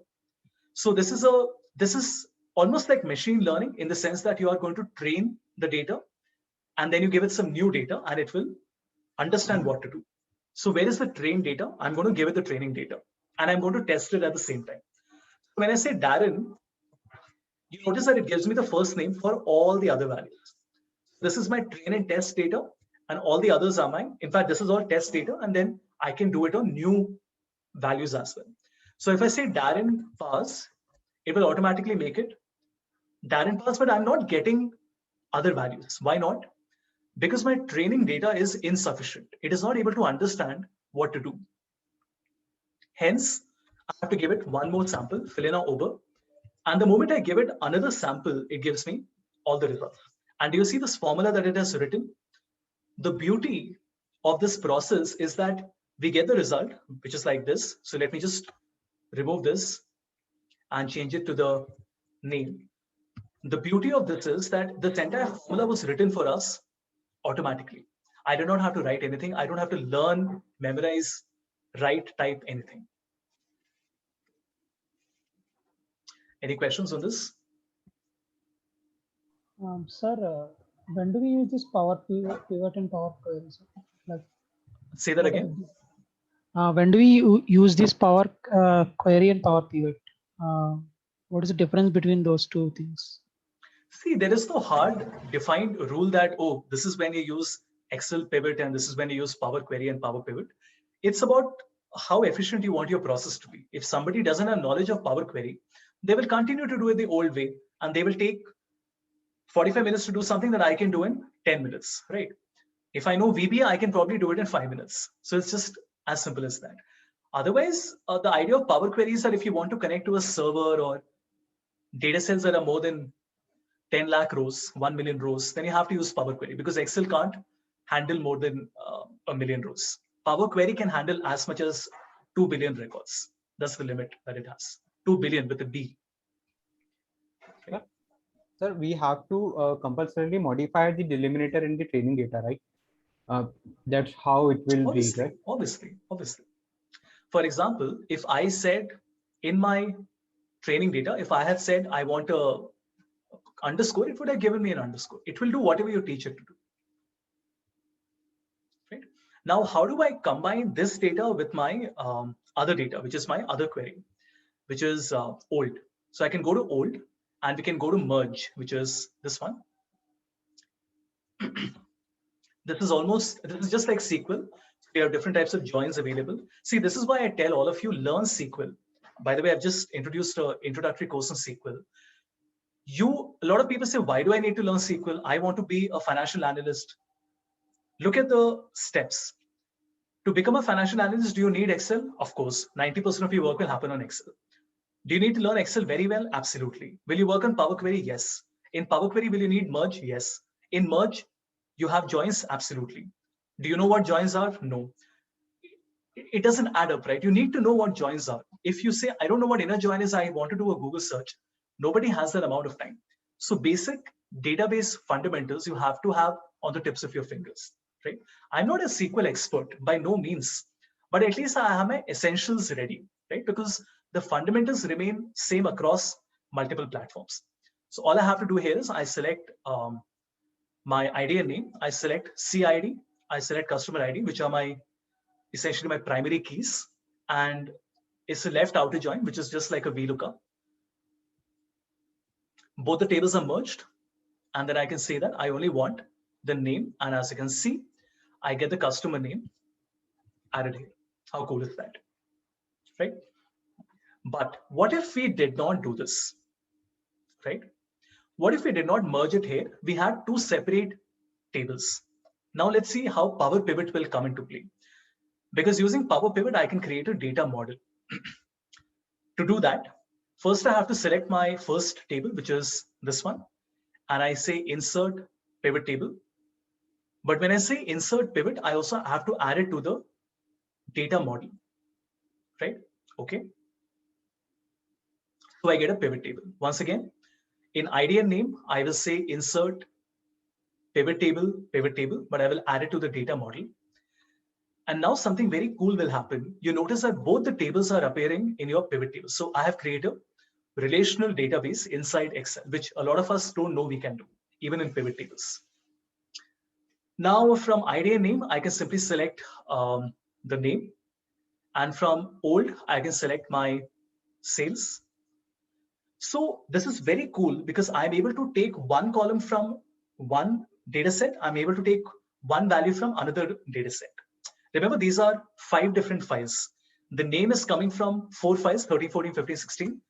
The sales is, sorry, the name is coming from the name file and the sales is coming from the 13, 14, 15, 16 data. But the problem is there is no relationship. I have databases, but there is no relationship. For this, we go to Power Pivot and I go to Manage. And it's just like SQL. You have to go to your diagram view and I have to create a relationship between the 2 tables. So I will simply say that CID is connected to customer ID like this. Just like you do it on any platform, you have to do it on Power Pivot. And when you close it, voila, your table will come to life. Can you imagine how cool this is? I am able to see that Aaron Bergman is doing 886, even though Aaron Bergman is written in IDN name along with his ID.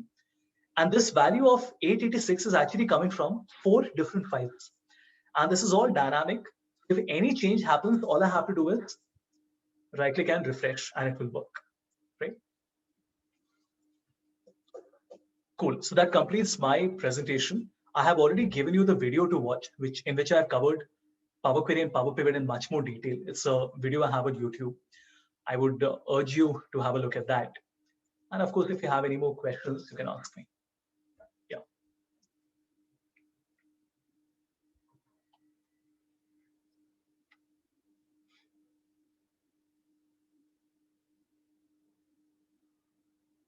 So I have one question.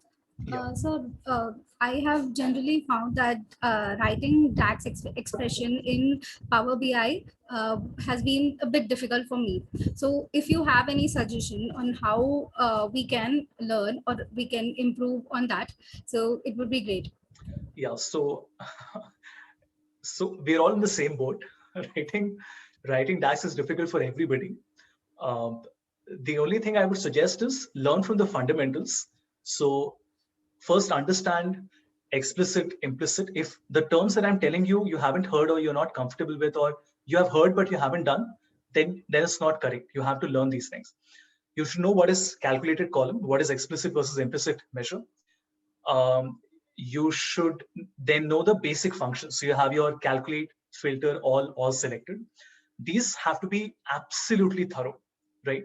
Like every single detail you have to be clear about. Like when you apply a slicer, how does it all become different from an all selected? When you apply a filter, how does it work, right? Things like that.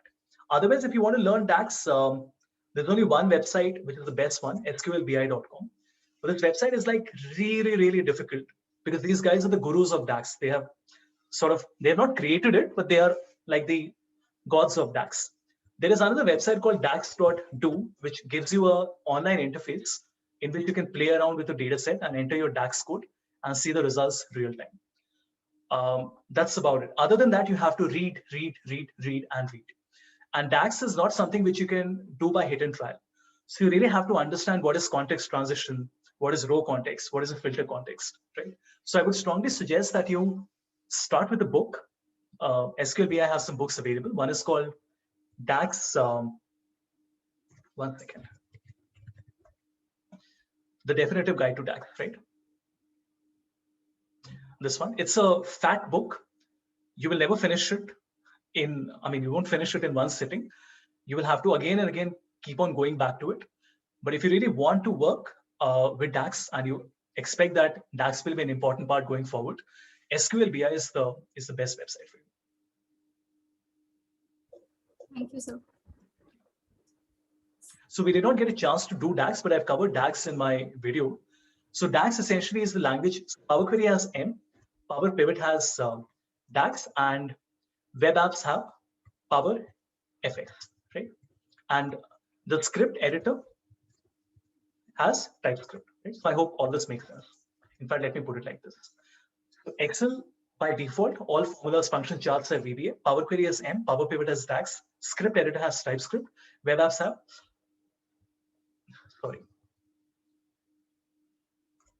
so Power Apps have Power FX and web apps have JavaScript, right?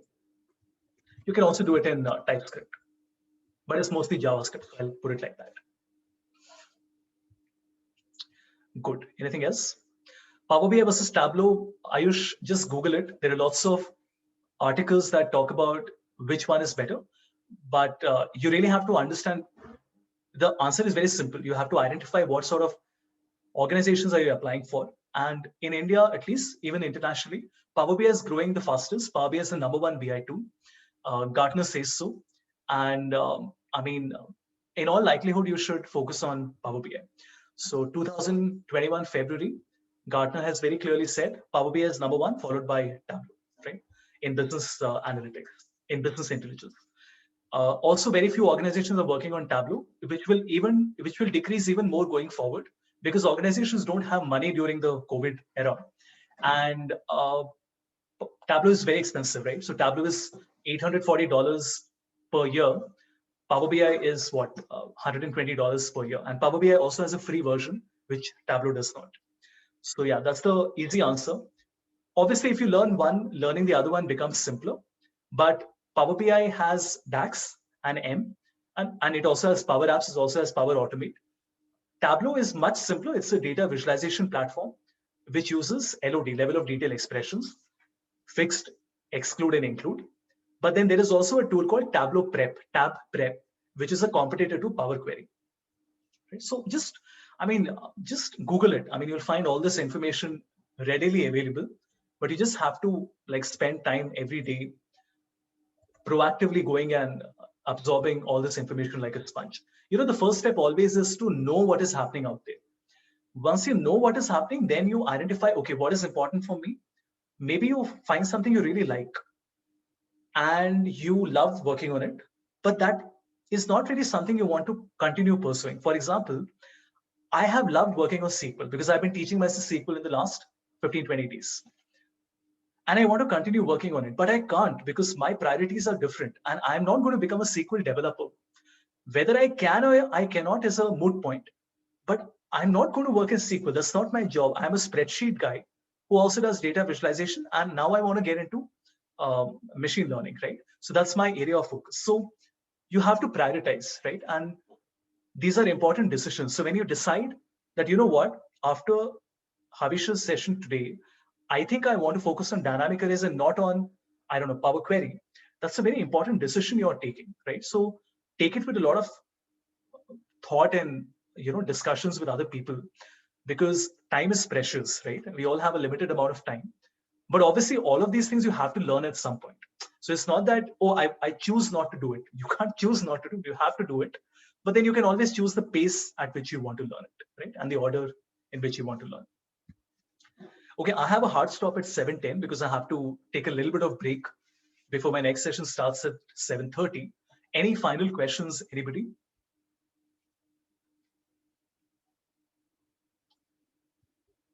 Anything, any general questions that you have that you might want to ask?